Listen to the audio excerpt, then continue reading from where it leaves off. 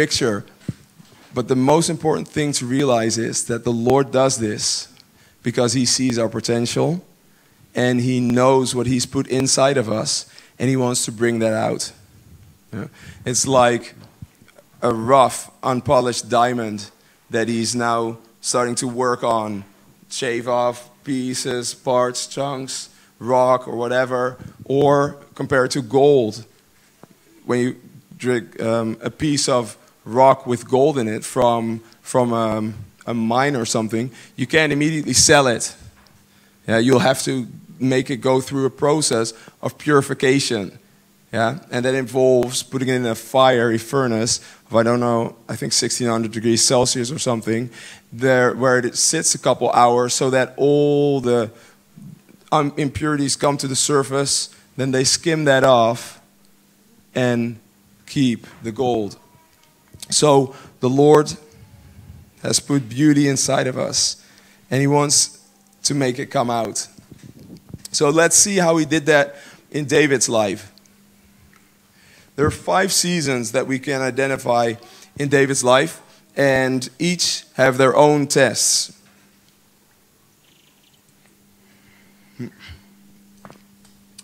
The first season is the Bethlehem season. We can find that in 1 Samuel 16.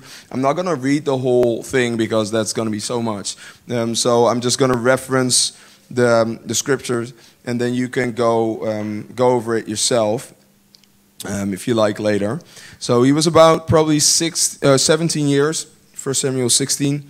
And David was in the hidden place of intimacy and faithfulness, enjoying the Lord. He was put over the sheep. It was a very menial task, very humble task, but he did it with faithfulness. Yeah. You see that he later, when he talks to Saul, tells how faithful he was in shepherding. He didn't run away when danger came, but he actually faced it. And he fought the bears and the lions, even though no one else was around. And he kept his heart pure for the Lord.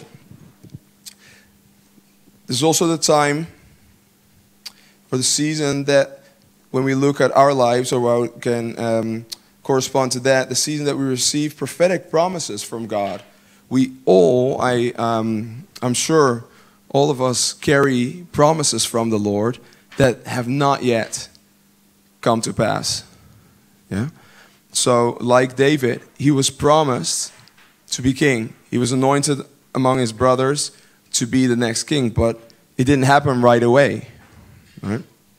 So carrying those promises even when we're put over mundane tasks, as we see even later when his brothers are in the army and Goliath comes out, David is still over the sheep.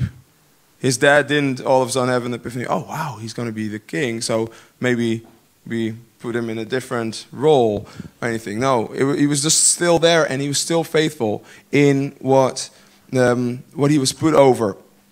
So the test in this season that David had to go through, and that we all have to go through, is the test of hiddenness. Do we compare ourselves with others, or do we trust God? Basically, and that's in literally everything in our lives, of course. Are we going to take our own? Are we going to take control for ourselves, or are we going to let the Lord have control over our life, over our destiny, over whatever happens, even in the practical things? And are we faithful in the secret place when no one is looking? When no one sees it, are we faithful? Because this is something that God so values. He said, when he rejected Saul, I have looked and I've found David, and I found in him a man after my own heart, who's faithful when no one sees it. Yeah? So, this is so powerful. Okay, let's go to the next season. Season Gibeah. This is found in 1 Samuel 17 till 20. 1 Samuel 17 till 20. David's probably around 18 to 23 years old. And it's a season of early promotion for him, where he rises quickly through the ranks as he stands up, kills Goliath, and is promoted. The young women around the nation sing the songs. Saul killed his thousands, David his 10,000s, you know. So he was lauded, honored in all of the nation. And invited to move to the king's palace, got the king's daughter as wife. So this was a clear season of promotion for David. But the promotion that we receive, especially early in our lives, it's a very big test for us to be conscious of. The test basically is: do we focus our heart and intimacy on the Lord, or are we now deriving our identity from our position and the honor and the platform that we have now received? Right? The test in the first season in Bethlehem was: are we faithful in the hidden? And now, when we're raised and promoted, when people see us, when people ask us, are we still set on the Lord?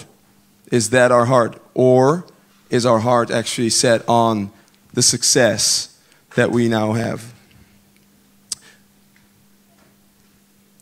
This early promotion, God often gives it, and it's very unrelated to where we ultimately will end up. You know, this is a promotion to train our hearts. Like in Proverbs 27, verse 21, it says, "The crucible is for silver, but man is tested by the praise he receives." Yeah, the crucible is for silver, but man is tested by the praise he receives. We often think, oh, we're only tested by adversity, right? And for sure, we are tested by adversity. Like, how do we respond to when times are rough and when things go not the way that we like it? But in this season of early promotion, we're tested by praise and by how good everything goes. So be aware not to misinterpret this season when the Lord takes you in this. And don't think that because you're not 23 anymore, that this doesn't apply to you. Right? David was between 18 to 23 when he was in this season, but the Lord takes us through different seasons in our life, right? And we can be, even though we're in different ages, go through different stages, right? We can. This can also be like cycles, like how we see in the Song of Solomon, like the cycles that the bride walked through. That's similar to these testings. And of course, if we walk through the testings well, like David did, in faithfulness to the Lord, keeping our heart set on Him, we will move on. And the Lord is able to actually entrust us with more that He actually wants to give to us. And He's able to do in us all that He wants to do. But if we fail the test, obviously He cannot give us the next stage because we haven't learned this lesson yet. Yeah? And I wish that these lessons could just be learned on paper, right? Yes. Oh, I got it. Okay. Just be faithful. Focus on the Lord. Amen. We got it, right? But when it actually happens, it's harder. But therefore, like, one of my big prayers in my life has been from an early age on, like, Lord, I want to be a man, like a Psalm 1 man. I want to be like a tree planted by rivers of living water that has deep roots in you. So that if a season of drought comes, that I will still be able to drink from you. Or when a storm comes, that I will still be able to stand, that I won't fall over. Yeah? So it is so important for us to be rooted in the Word and to know, yes, storms are going to come. Difficult seasons are going to come. I mean, praise is going to come as well as a test. Difficult seasons are going to come as a test. But are we prepared? Are we setting our hearts for it? And of course, if we are prepared, it's much easier to walk through. Right? If we're caught by surprise, it's like, we're still trying to gather ourselves, and still then the storm's raging, or the praise is coming, and we think it's like all for us, instead of like, oh, actually, where is my source? Where's my focus? It's the Lord, right? And seeing it for what it is. Of course, enjoying the blessing that the Lord gives, because that is great when the Lord gives that to us, but acknowledging Him in the midst of it, keeping our eyes focused on Him, seeing the giver instead of or rather than the gift. Yeah, keeping our heart pure in that, keeping our heart with all vigilance, for from that flow the springs of life. Then we go to the third season. Adullam is that called, the season of the caves.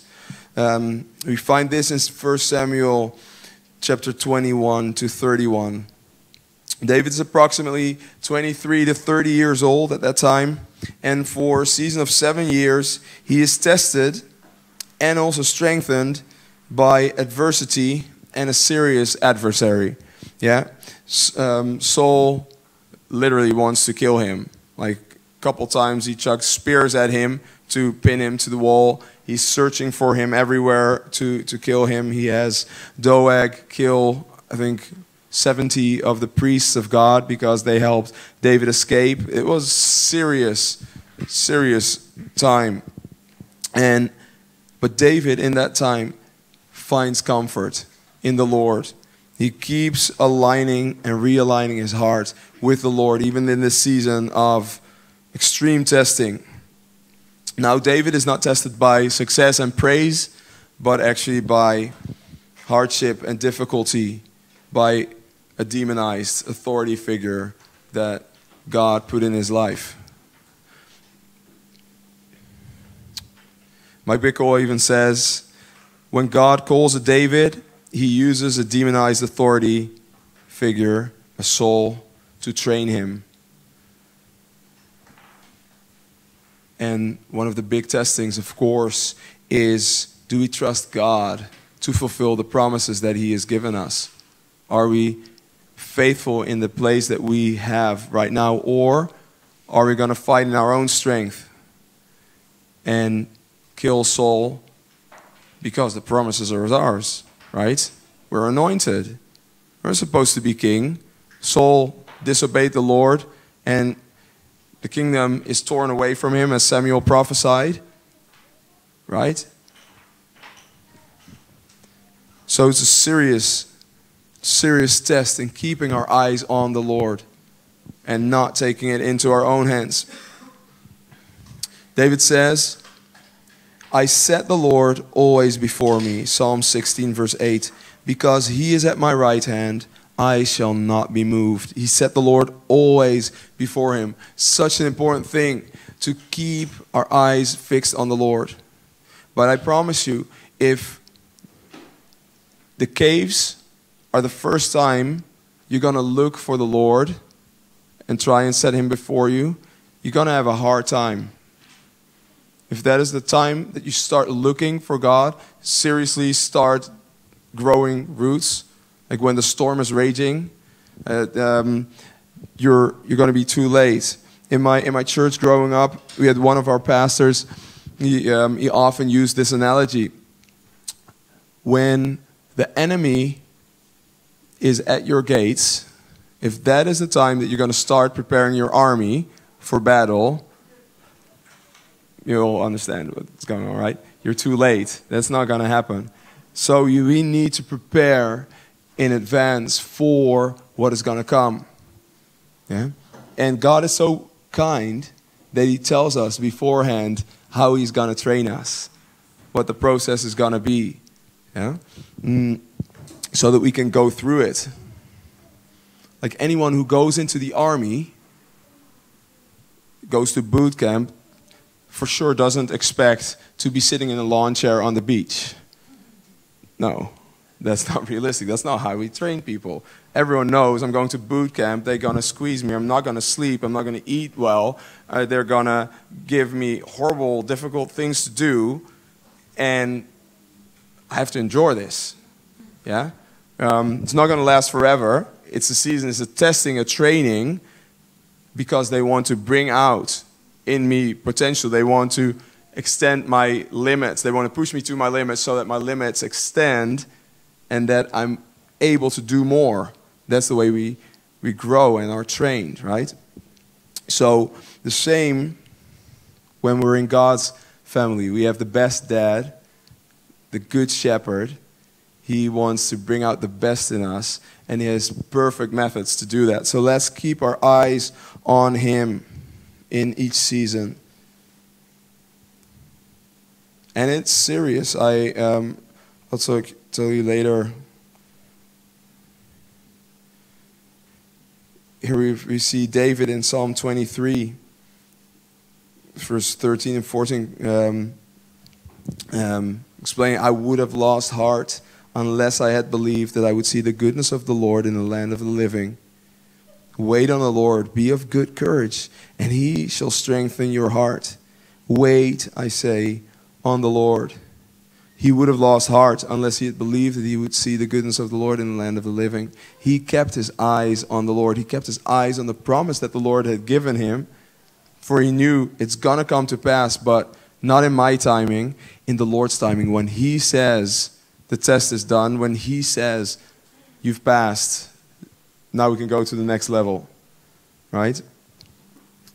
And that next level that the Lord brought David into is season 4 in Hebron, is described in 2 Samuel 2 till 5. He's probably 30 to 37 years old, and this is a season where the promise of God is coming to pass, or at least a part, a 12th of the promise, because the Lord had promised him the whole kingdom, right? But he only got a 12th. And this season has 3 tests in it. So even though it is a part of the fulfillment of the promise of God, it's still a test. Is David continuing as he did in the meadows when no one saw him, to be faithful to the Lord, to keep his eyes fixed on him? Or is he swayed by the fulfillment or the partial fulfillment of the promise? Or is he going to rise up in pride and arrogance and go and take over the rest of the kingdom because it was promised to him? Well, we see that David passed the test as he was inquiring of the Lord right after Saul died. That David says, shall I go up to any of the cities of Judah? And then the Lord says, go up. And David then asks, where shall I go up? And he said, to Hebron. So David went up there, and David brought the men who were with him, and they dwelled in the cities of Hebron. And the men of Judah came, and there they anointed David king over the house of Judah. So even though it seemed to everyone so clear, Saul's dead, finally that season is over. Now you're king, so go get it. But we see David's heart. I'm going to inquire of the Lord. I'm going to look at him. He promised me the kingdom, so he's going to give it to me, and I want to receive it from his hand and only in his way and in his timing. And he followed that. It's such a beautiful, beautiful humility that we see there. I have to say that I want to be like David. Yeah, I mean, you see this. This is so beautiful. There's a saying that absolute power corrupts. Absolutely. But that only applies if you have not set your heart to the Lord, on the Lord, and have a heart after the Lord like David did. And so I want to have a heart after the Lord like David had, so that if promotion comes or if difficulties that my eyes will be fixed on the Lord, and that I will be not swayed by the success or by the adversity, but I will stand and will be like David, a servant leader. Because he's now in power. He's the ultimate authority in the land, or at least in the part he was ruling. So he didn't have to answer to anyone, right? But he still chose to act in humility and to see that God exalted him for the sake of the people. Like it says in 1 Chronicles 14, verse 2. God exalted David for the sake of the people, right? So he did not exalt David for the sake of David. But he exalted David so that he could lead the nation. Because the Lord is looking for shepherds after his own heart to shepherd the flock. So when the Lord exalts us, puts us in a position of leadership, it's not for us. It's not because we now deserve it. We've grit our teeth and, okay, finally you can put that behind. Now we can be served. Yeah? No. Like Jesus clearly said, who wants to be the first is to be the last. He gave the example. He washed the disciples' feet. Everything was given into him. But yet he humbled himself, took the job of a servant, even right before he went to the cross. Can you imagine? He's so amazing.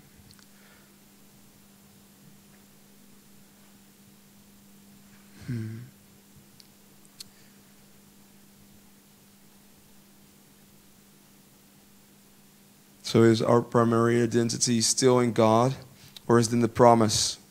Is it in our position? Is it in what other people say about us, or is it in what God says about us? And these things are best learned when there's no one around, right? The mistakes that we make, we best make them when no one is around, when we're still in hiddenness. So let's set our hearts in whatever stage we're at to look at the Lord. And the final season is the 5th season. He is in Jerusalem now. 2 Samuel 6 to 24. He is about 37. From 37 to 70 years old. Now he gets all of the kingdom. And the tests right away, like the tests were before that, is he gonna keep his identity as being a lover of God and being a beloved of God and therefore being successful, or is his identity found in the fulfillment of the promise and of the prosperity, and that everything is going well and that he has the whole nation under him? Is he going to be a servant leader? David had many difficulties in this season. No season is trouble-free. It's easy to think like, oh, if I can just get through this, then my life will be fine. And the grass is always greener on the other side.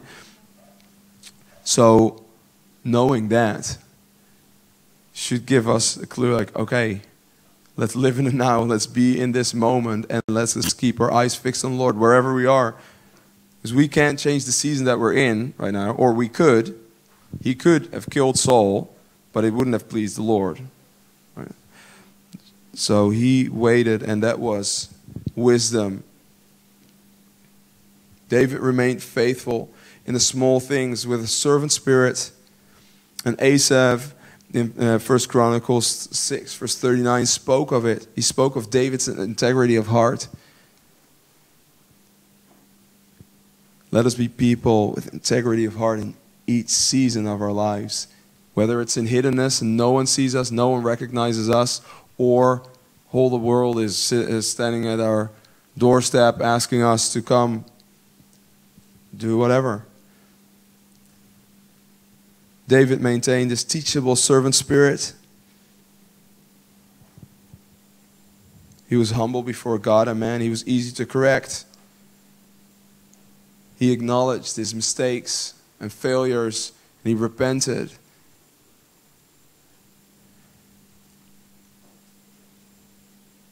He proclaimed God's word publicly in all of his days in Jerusalem. He kept his eyes on the Lord. So God is looking for leaders and for people like David who possess a teachable servant spirit and a heart after God. Who still wants to be like David?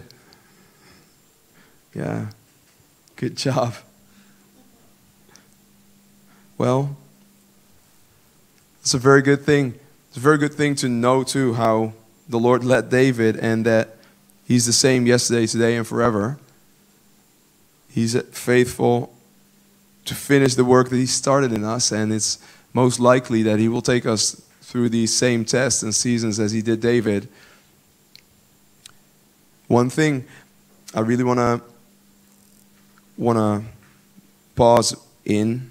This is Matthew 11:6. You can look that up for a second.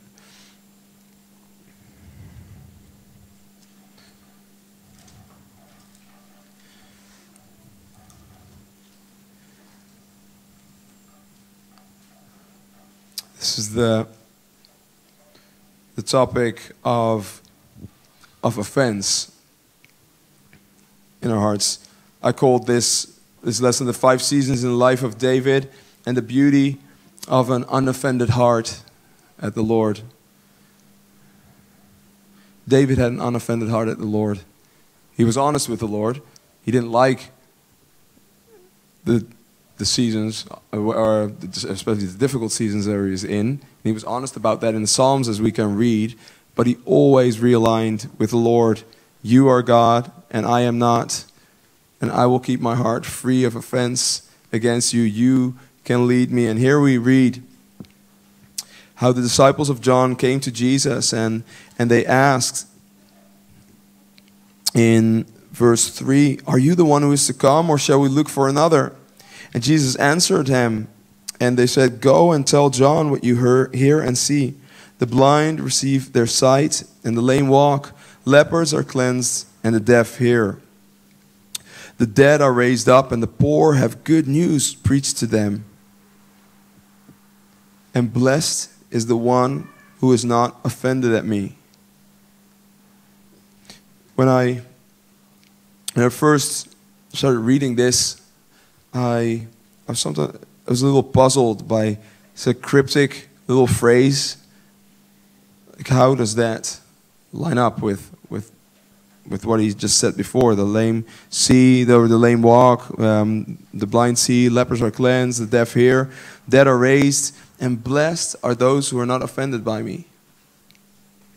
I want to tell you some of my own story in the Lord. As I told you, I grew up in the Netherlands. So my father is from Curaçao, the Caribbean, the island. He came to the Netherlands when he was about 18 or 20. There he met my mom, and there I am. And so grew up there, and God in a godly family, praise the Lord. My parents taught me about God. I can't remember a time that I didn't know of the existence of God, and even from an early age, I just knew, okay, I will stand before God one day, and so I have to be wise in how I live, and being the oldest of 3 younger brothers, so we have 4 boys in the house. That called for me being an example for them. So babysitting them and just taking care of them, and just knowing, well, my actions actually influence others.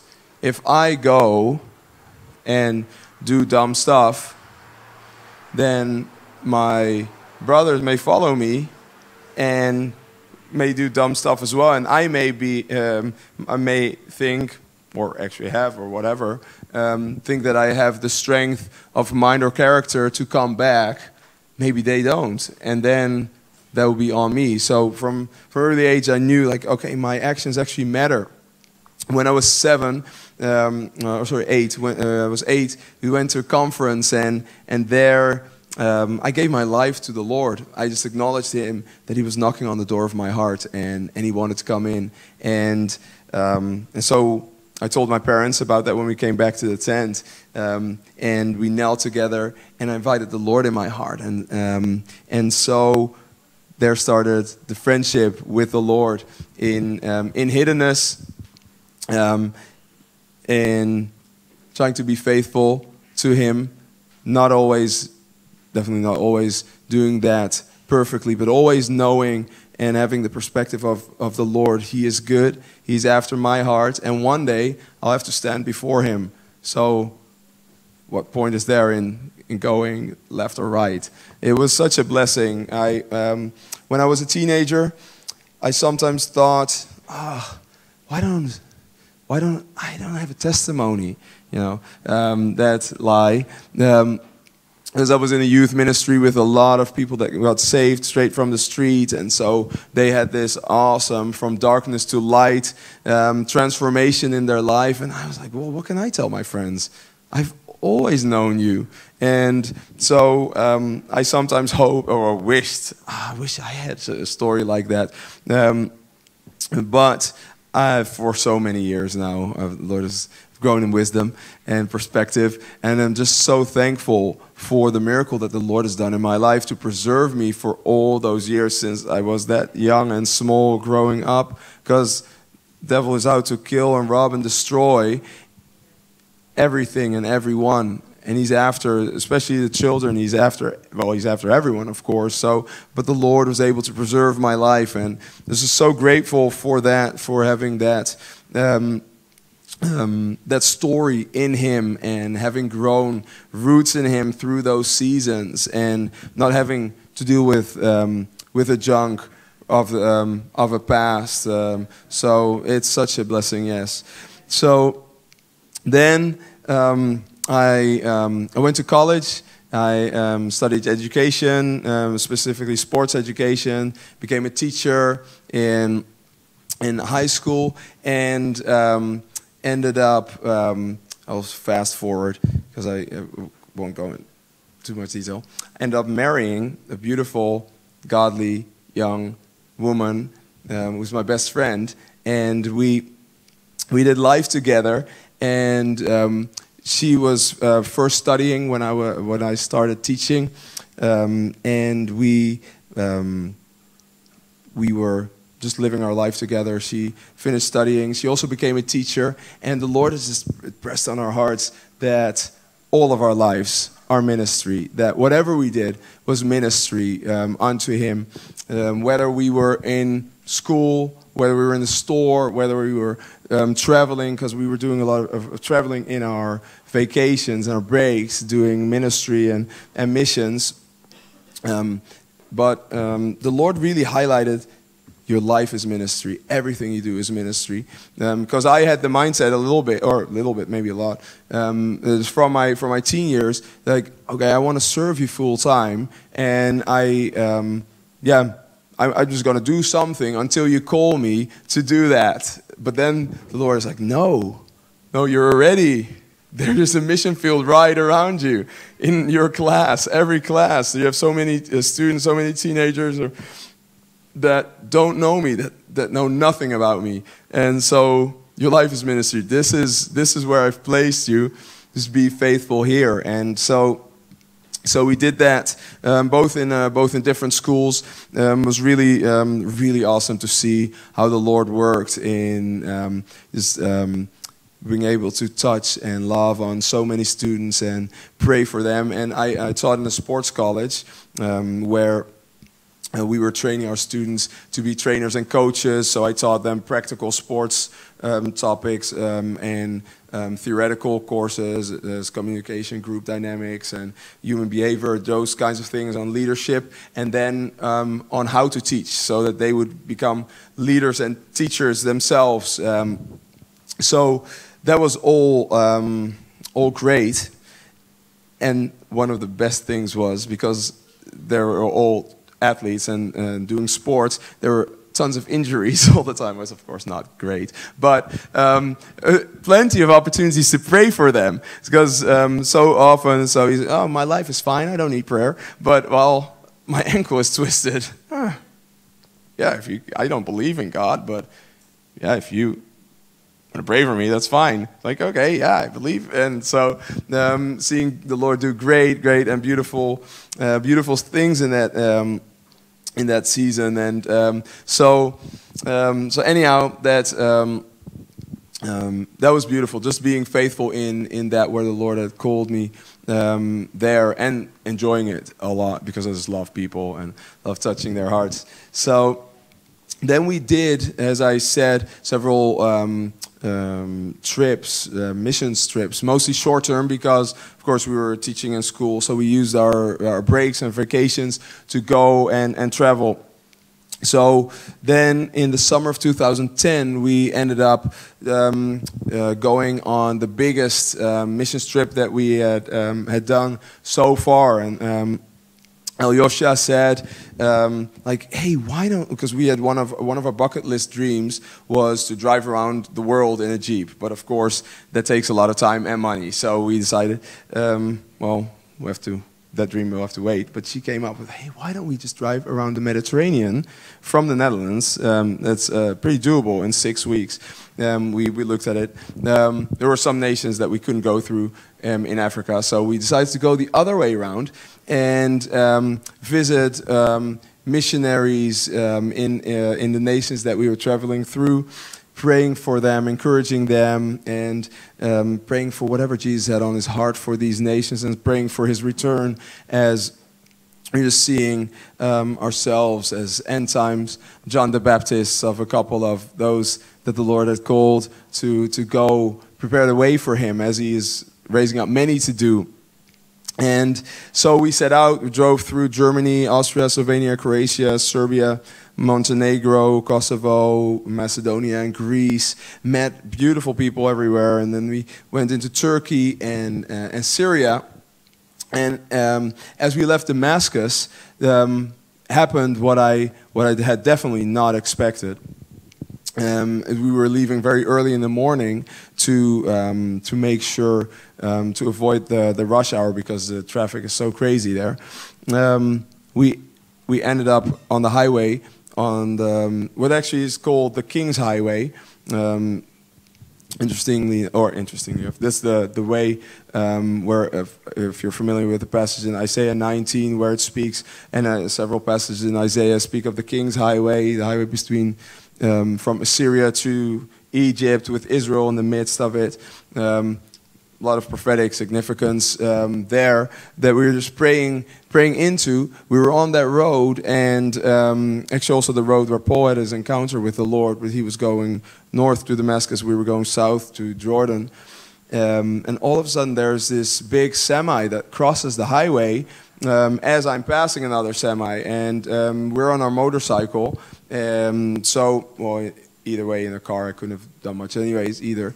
But so I tried to hit the brakes to avoid hitting him, because all of a sudden he's on our lane. There's nowhere I could go because the shoulder is there's not an option, and we fall, and I slide over the road, and we're wearing our motor suits, and I'm just crying out and shouting like, Jesus, Jesus, no, this is so surreal. I'm thinking as I'm sliding over the road, this is an accident? This is so weird, because I remembered back in Austria in the mountains where we were driving a little bit before, that a couple of weeks before in the same trip, we were passing a semi in the mountains, and that semi swerves all the way to our lane, kind of breaks out in a turn, and is about to crush us in the divider. There's just nowhere we can go, because it's like a 24 or 18 wheeler, I don't know,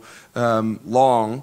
There's nowhere we can go, and all of a sudden we're behind it, and we are shocked. It's like, what just happened? So we pull over and conclude that we're still alive, and that the Lord obviously has done a miracle in taking us out of that situation that we've only read about in the stories of heard, but never experienced ourselves. And so he saved us out of that one. And another was that went through my mind as I'm sliding over the road, that in no, it was in Serbia, that the chain of our motorcycle got looser, and so I decided to check it out and make a little test run on my own. And as I do that, it actually falls off, and the rear wheel gets stuck. But because I'm just driving on my own, I'm able to keep it steady and then fix it, and so we're safe there. So those two things are going through my mind as I'm sliding over. How can this happen? You saved us in Austria, you saved us in Serbia, and now here this happens. Like, this is just so weird.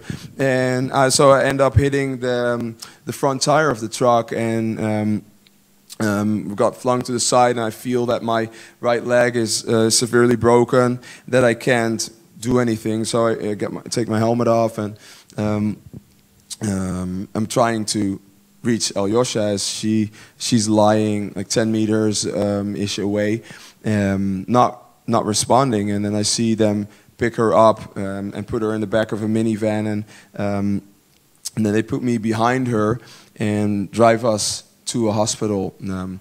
Ambulances there run differently, and so this was the quicker solution. So as we were driving in that van, I'm praying over her and trying to wake her up as she's just lying with her eyes up, and then she gently just nods her head twice, and that ends up being the last sign of life that I've seen from her, because in the hospital after that, she passed away as they tried to do CPR on her for 50 minutes. She was only 23 when she died. Yeah, so beautiful. So in the strength of her life, and so the doctor, they really wanted to save her life. Of course, it's also shaming for the nation, like they killed someone of theirs, killed a foreigner.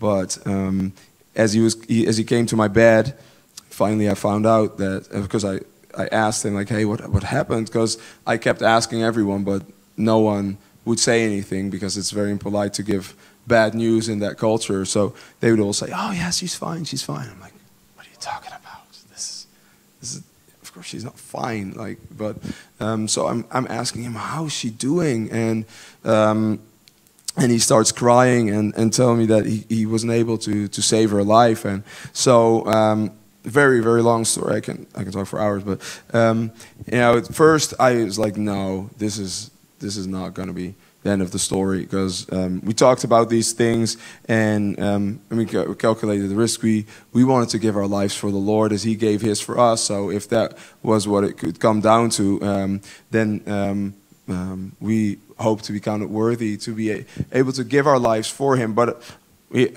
expected martyrdom and not an accident. And so we talked about it. If one of us would come to die, the other would pray for resurrection. So I'm like, okay, this is not the end of the story. This hospital is going to be saved. They're all going to see the power of God. This is going to be so amazing.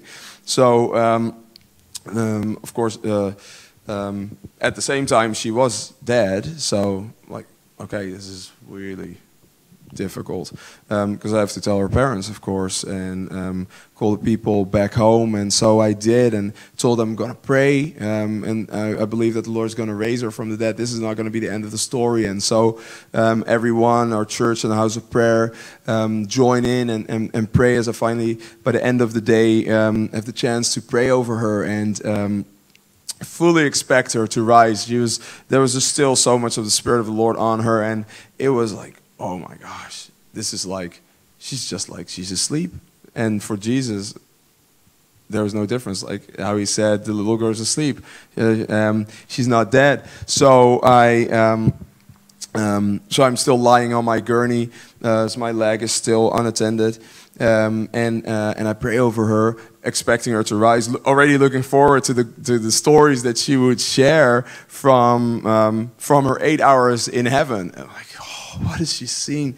But to my shock and surprise, she didn't rise, and I realized other conversations that we had where she told me, like, well, Daniel, our life, our marriage is amazing, you're amazing, everything the Lord has given us that we can do for Him and with Him is amazing, but ultimately our lives are about being a resting place for him and being close to him. And the best thing is to see his eyes. And if I'm with him, I'm not going to come back. I'm sorry. I'm gonna stay. I'm like, sure, yeah, I see that. I don't blame you. I would too.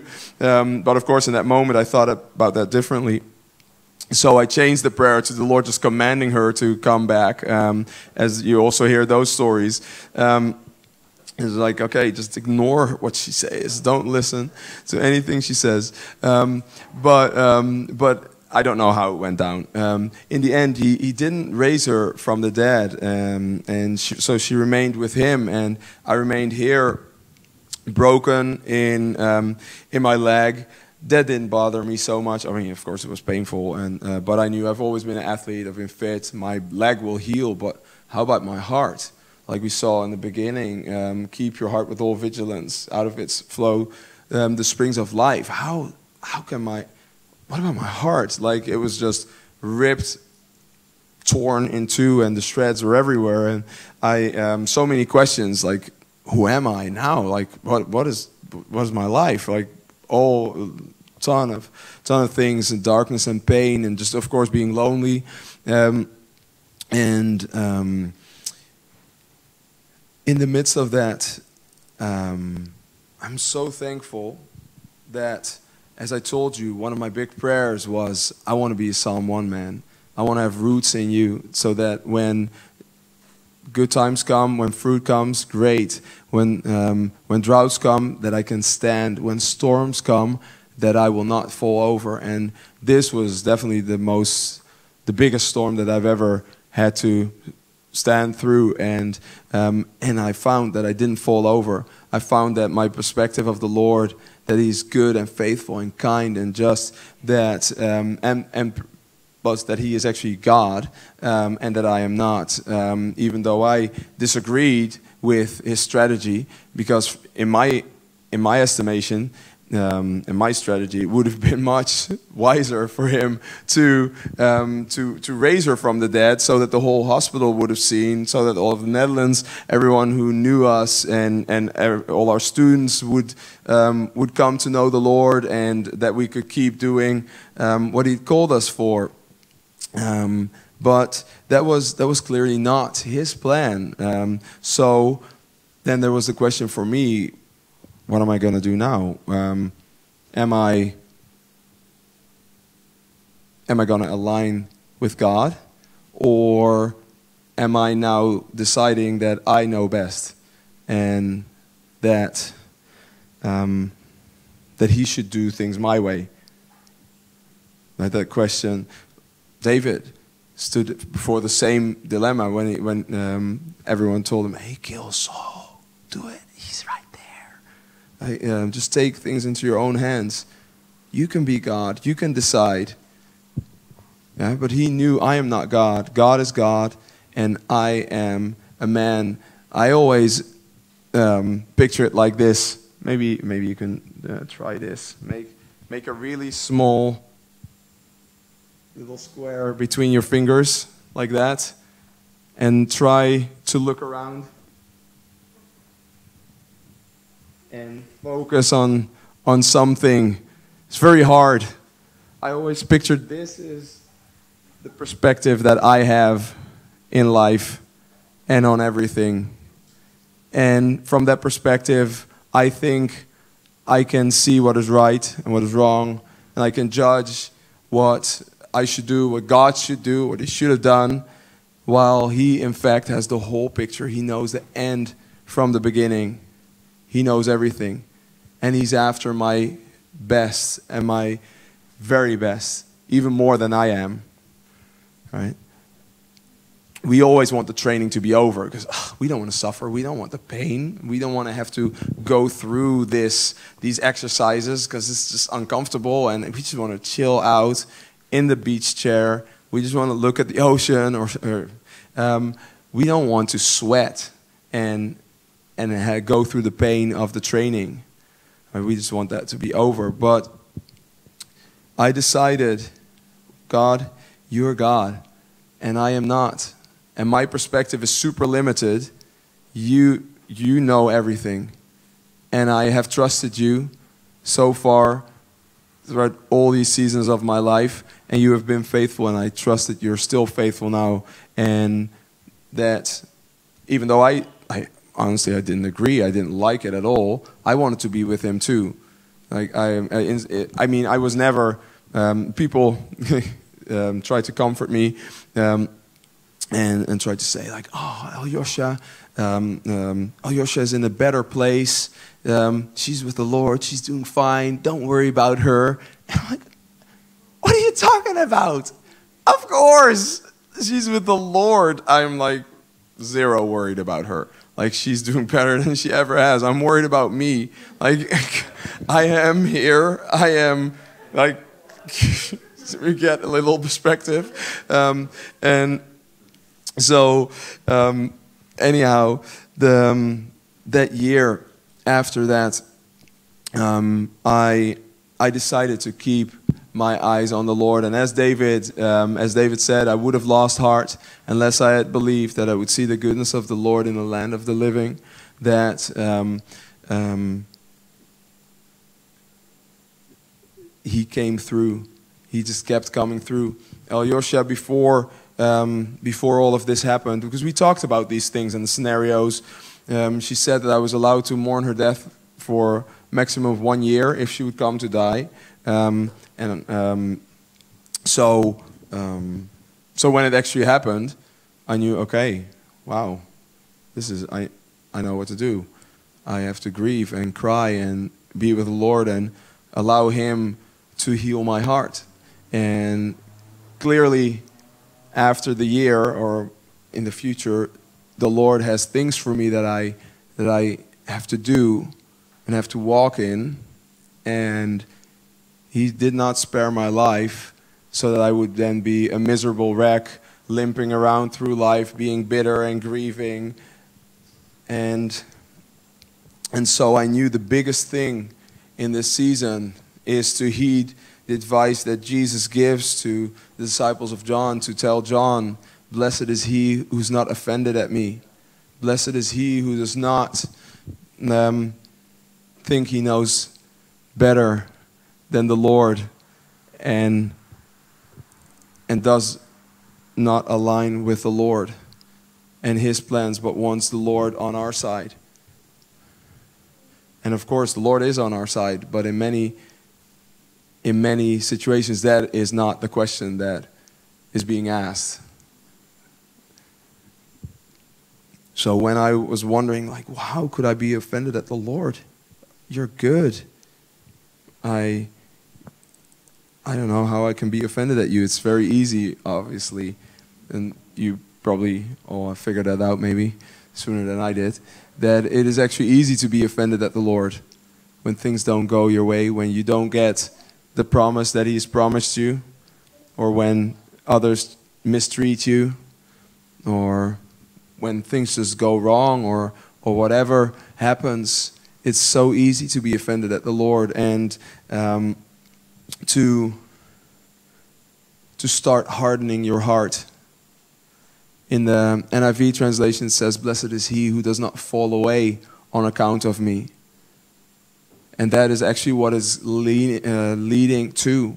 If you allow offense in your heart, it's like you're closing off a little bit of your heart. It's hardening a little bit. It's like you're stepping away from the Lord just a little bit. If you don't solve this, it's going to become harder. You're going to turn and walk away further and further from the Lord until at one point you're just so far away that you're just falling away. And it's not that He is not wanting to hold you or grab you, but you're walking off of His hand. So the big thing I think I want to just put before you is to search your heart, like David did, like Jedediah at the end prayed out of Psalm 139, just 23, 24. Lord, search me and know me. See if there is any wicked way in my heart, and lead me in your way everlasting. We need the Lord to search our hearts. We don't see all that is in our hearts, but he does. And often we don't fully really want to see all that is in our hearts too. So it's easy for us to ignore and just, okay, I can push this away. I don't have to deal with this. But if we want to be people after God's own heart, if we want to be people that raise their hands and we want to be like David, we want to be lovers of God and we want to be loved by God, we want to give him our whole heart, then we have to deal with offense. Then we have to deal with hardness in our heart. We have to deal with the areas that we disagree with God. I'm still walking through areas that I know, like I have to keep coming in alignment with the Lord. And the issue is now not anymore like, the Lord didn't raise Alyosha or he didn't save her life. He could have done both, of course. He could have detained us like half a minute, or he could have detained that semi and the accident would have never happened, or he could have raised her from the dead. He could have done so many things to solve the situation, but he didn't. So that was obviously a big point where I could be offended at the Lord, but where I chose, Lord, I want to choose you over my own comfort, over my own ideas. I choose to align with you. Because I don't want this to be an area where hardness in my heart grows and where I keep walking away from you and ultimately would fall away from you. Because wouldn't that have been the worst? I would have lost my wife, the love of my life, with whom I was doing ministry, was so happy, and she was gone. And then if I would have fallen away from the Lord in bitterness and forever would have been separated from him, then everything would have been lost. So just to put we need perspective in our lives. Like our little offenses, and I know there may be things that are big issues that are in your life, but I still call them little because Paul calls them little. Remember how he says that these light and momentary afflictions are bringing about an eternal weight of glory. But the verse doesn't end there, or maybe the verse does in our verse numbering, but it says, because we fix our eyes not on these temporary things, but because we fix them on the eternal things. We need perspective of eternity. We need perspective of heaven and of the Lord. And that is one thing that David had. He kept his eyes fixed on the Lord throughout every season of his life.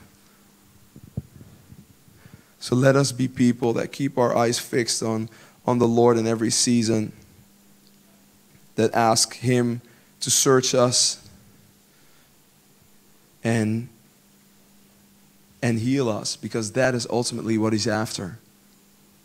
Yeah, we often misinterpret the discipline and the training that the Lord gives, and we think he's harsh or against us, but he's after our benefit and our best interest. And in Hebrews 12, the scripture I mentioned in the beginning, he actually says that the discipline of the Lord that he gives us, that because for the moment, Hebrews 12 verse 11, for the moment all discipline seems painful rather than pleasant, but later it yields the peaceful fruit of righteousness to those who have been trained by it. So for the moment all discipline seems painful rather than pleasant, but later it yields the peaceful fruit of righteousness to those who have been trained by it. Therefore lift your drooping hands and strengthen your weak knees and make a straight path for your feet, so that what is lame may not be put out of joint, but rather be healed. And that is what the Lord is after. He is after our healing. He is after the strengthening of our weak knees, the lifting of our drooping hands. He's after our best. He's after us seeing him for who he is and seeing ourselves for who we are, his beloved. His delight is in us. So he's never going to let us go. He's not going to let us off the hook for offenses in our hearts. He's going to keep knocking on the door. But if we keep it closed, he can't do anything. And I knew that. Lord, I have to keep opening my heart, but this is so painful. You all know if you've fallen and you have a wound, you don't want anyone to touch it because it hurts. But there is no way for the wound to heal unless it's being cleaned. The stones or the whatever is in there is taken out, is disinfected and bound up properly, and then cleansed every so often. But all that hurts. It's painful. So we rather do, no, don't touch. This hurts. But if we don't allow the Lord to heal that, the same would happen with any physical wound that we'd have. It would start to fester and become a serious infection and would ultimately cause our death. And we may, at times I knew I could, right after the accident happened, I could have run. I knew sin is no issue, or no, it's an issue, but it's not an option, because that would be so dumb to walk away from the Lord now. I just want Alyosha's death to bear as much fruit for the kingdom as possible. So there were all these opportunities for me to minister and to be busy. But I knew, no, this is not what I'm supposed to do right now. I have to sit here and let the Lord heal my heart. I'm not supposed to just cover it and pretend all is well. And even though I have a heart that is not offended at the Lord and is not angry at the Lord, which is great and which is a beautiful testimony for people to hear, but if I don't allow the Lord to heal this really deeply, then it's just going to stay there and fester, and then it is going to break out at one point, but in a way worse manner. So what I decided to do, I was going to just take the opportunity. Everyone knew that I was broken because my leg was in a cast. I was in the wheelchair for about half a year. Took a year to walk without crutches and supports. So everyone could clearly see I was not doing okay. So I was like, okay, this is perfect. No one is expecting anything of me than to just sit on my bed and just cry and be with the Lord. And he has just been so kind and faithful to arrange everything that I could actually do that. That my job, they didn't require anything of me other than coming in once a week to have coffee or tea with them, so that you could stay connected. And they still paid me 100%. Like a couple of good friends that took me into their house. They moved their kids around so that they could give me a place to take care of me. Like they gave their lives up for me for half a year, that I could have a place where they could care for me. You know, it's just the Lord's goodness and grace. He's just so kind. He made every opportunity for me to deal with the pain in my heart and for him to come and sit with me. And he sat with me and we went through this together. And he wants to do the same for you. He wants to come and sit with you. He wants to come and hold your hand. Whatever the hurt is, whatever the pain is, whatever the offense is or the disagreement with him, he just wants you to let him in and come and sit with you and start healing the pain. And I really want to encourage you, take the moment that you have also right now.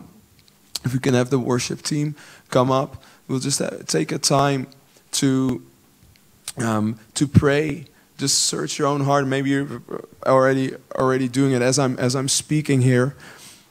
Search your heart, and if you find there are areas of offense in your heart that you want to bring before the Lord, and you would like some people to come and pray over you and stand in agreement with, just come to the cross, come to the middle here, and then we will pray for you. This is a moment where you can let go of offenses, where you can receive freedom. So don't let this moment go by.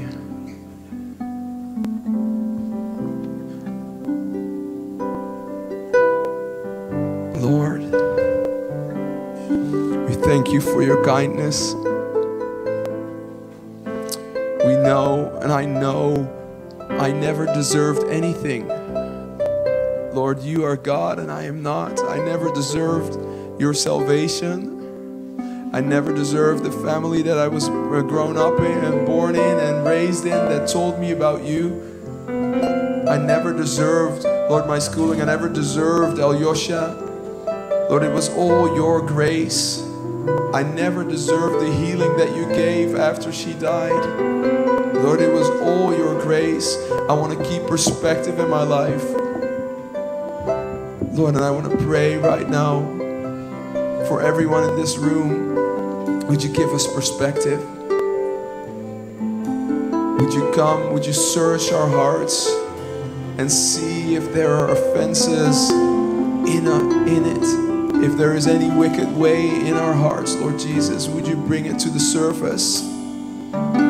We thank you for this moment, Lord Jesus, to come into freedom, to come in alignment with you and see that you're so good and so kind, that you are after our hearts.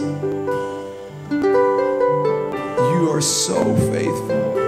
You're so kind and so good.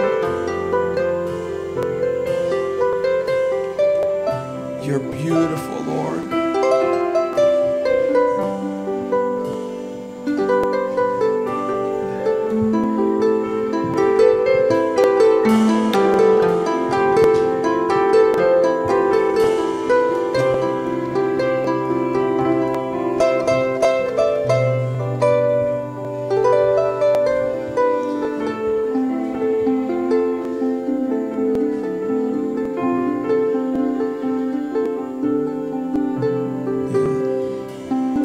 Ashamed or embarrassed to come forward. This is a brave and a good thing. The Lord is calling you today. My son, my daughter, come to me. Open your heart also in that place where it hurts. I know you want me. I know you desire me. And I want all of you. Also that area of hurt, so come to me and let it touch you. Let me heal you.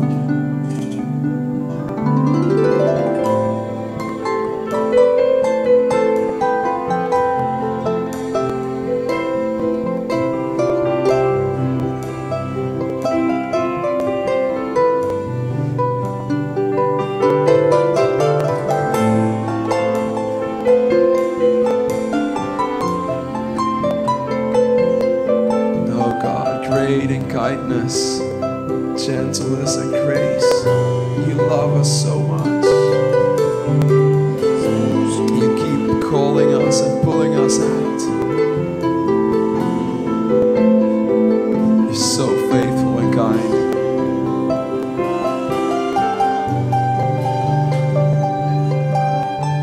Search me and know me.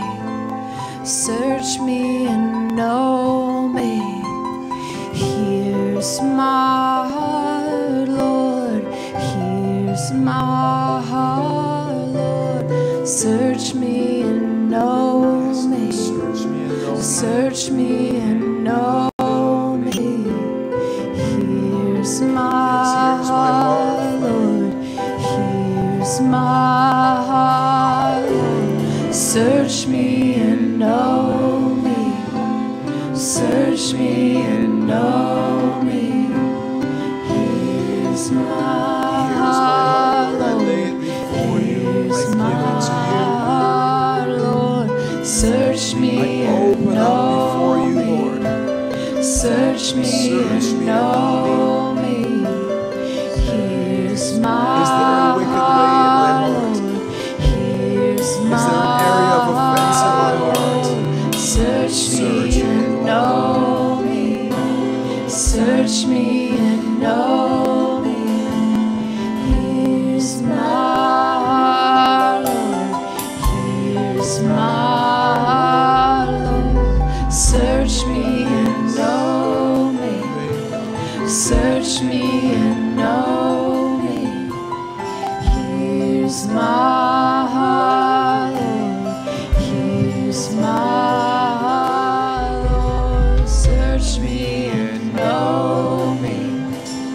Search me and know me. Here's my heart, Lord.